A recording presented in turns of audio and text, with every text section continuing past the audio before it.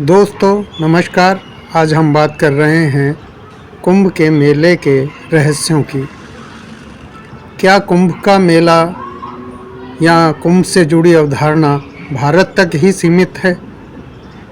क्या यह एक क्षेत्रीय समुदाय की अवधारणा है या कोई वास्तविक घटना है?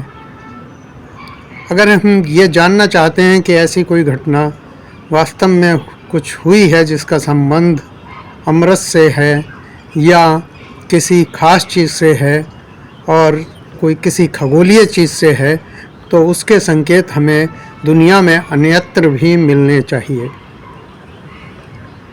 जब अध्ययन करते हैं हम तो ये जानकर हैरान होते हैं कि कुंभ मेले से जुड़े जो हमारी अवधारणाएं हैं या कुंभ की जो मूल अवधारणा है, उसके संकेत दुनिया की प्राचीन सभ्यताओं में, अमूमन सभी प्राचीन सभ्यताओं में इससे जुड़े थोड़े अलग अलग किस्म के मिथक मिलते हैं।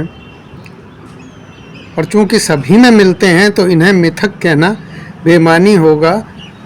कुछ न कुछ हजारों साल पहले ऐसा हुआ जिसकी वजह से ये संकेत सभी सभ्यताओं में कहे सुने जाते हैं।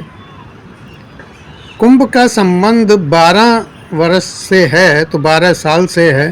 तो इस संबंध में एक बहुत ही रोचक तथ्य है कि धरती से 12 प्रकाश वर्ष दूर एक तारा है जिसे वैज्ञानिकों ने नाम दिया है, खगोलविदों ने नाम दिया है ताऊ सेटी। सेटी का अर्थ है बुद्धिमता से, बुद्धि से। और ये जो तारा है ताऊ सेटी, ये हमारे सूर्य से बहुत मिलता जुलता तारा है और इस तारे के चलने की गति हमारे सूर्य से इतनी अनुकूल है, इतनी बराबर है कि दोनों के बीच 1 डिग्री का अंतर आने में 43,000 साल लगते हैं। और सिर्फ इतना ही नहीं, ताऊ सेटी ई और एफ दोनों एक्सोप्लैनेट माने जाते हैं, मतलब धरती जैसे ग्रह माने जाते हैं। और वैज्ञानिक यहाँ पर जीवन की संभावनाएं ढूंढ रहे हैं। लेकिन इसमें एक पेच ये मिला है, अभी तक जो मिला है, कि जो ताऊ सेटी है वो सूरज से बहुत पुराना तारा है और यहाँ के एक्सोप्लैनेट हैं उनमें टेम्परेचर ज़्यादा होने की संभावना अब बन गई है। वैज्ञानिक अध्ययनों में ये सामने आया है कि ताऊ सेटी हमारे सौर मंडल से अरबों साल पहले बन गया था। तो ऐसे में ये स्थिति बनती है कि ताऊ सेटी की परिक्रमा कर रहे एक्सोप्लैनेट जो पृथ्वी के और मंगल की तरह बिल्कुल एक उसकी आधी समान दूरी पर परिक्रमा कर रहे हैं, वहाँ पर कभी कोई जीवन रहा होगा तो अतीत में भी रहा हो सकता है। क्योंकि मूलतः जो अब संकेत मिल रहे हैं वो ये मिल रहे हैं कि अब ये दोनों एक्सोप्लैनेट पे तापमान इतना बढ़ जाता है कुछ अवधि के लिए, 68 डिग्री सेल्सियस तक पहुंच जाता है कि जीवन की संभावनाएं, एक बुद्धिमान जीवन की संभावनाएं वहां पर कम हो जाती हैं। लेकिन वहां पानी होने की संभावनाएं अभी भी बनी हुई हैं। हम अपनी बात को ताऊ सेटी तक ही सीमित नहीं रखते हैं।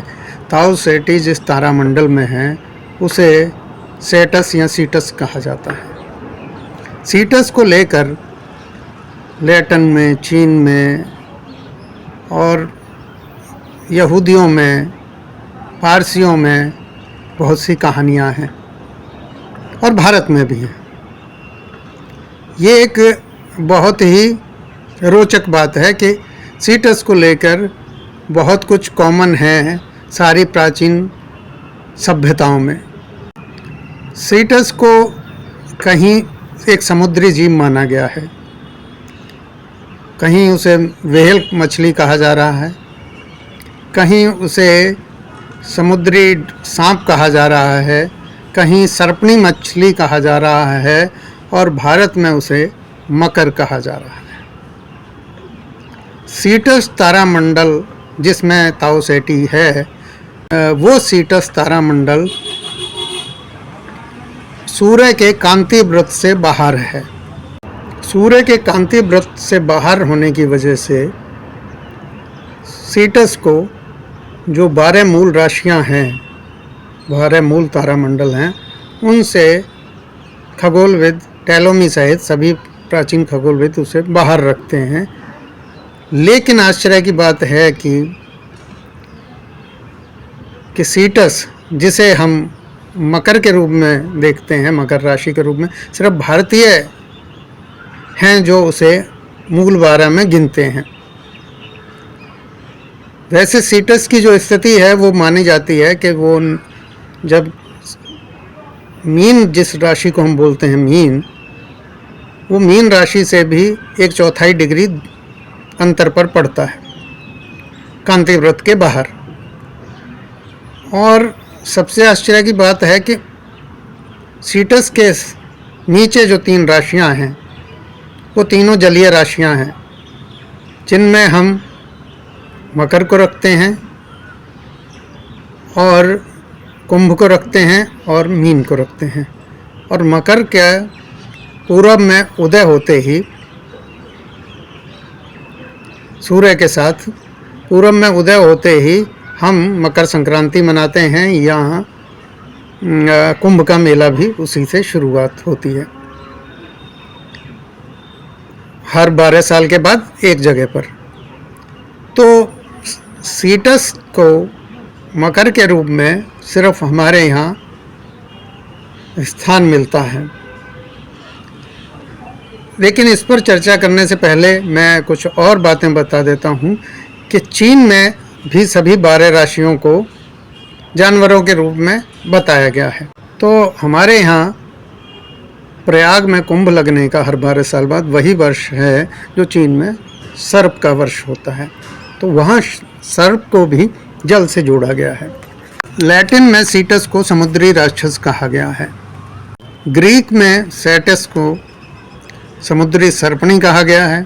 ग्रीक पौराणिक कथाओं में पर्सियस द्वारा सीटस के वध का भी जिक्र आता है कि सीटस को मार दिया था पर्सियस ने राजकुमारी एरोमिडा को बचाते हुए। भारत में समुद्र मंथन की कथा में अमृत पीने वाले राक्षस को भगवान विष्णु द्वारा सुदर्शन चक्र से काट दिए जाने की बात आती है और इससे राहु केतु बनते हैं।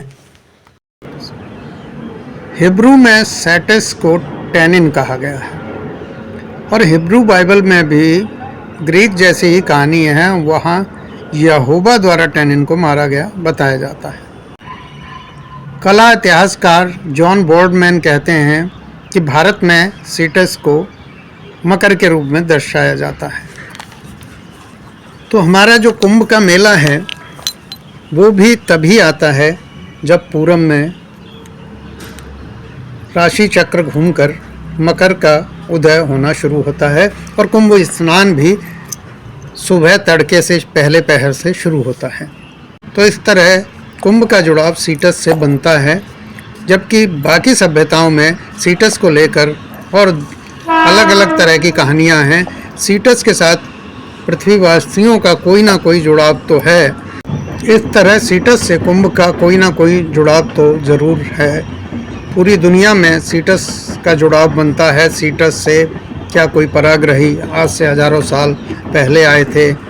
समुद्र मंथन की कथा में जो उड़ता हुआ सुमेरु पर्वत है जो समुद्र में उतारा जाता है, क्या वह कोई यान था? ये सब बहुत से सवाल हैं जिन पर मानव सभ्यता के पास कोई बहुत साक्ष्य नहीं है। वो सिर्फ कथाओं और किंवदंतियों में दर्ज हैं। तो आज तिल दिल्ली देश में इतना ही। फिर मिलते हैं कुंभ पर कुछ और रोचक जानकारी के साथ। धन्यवाद।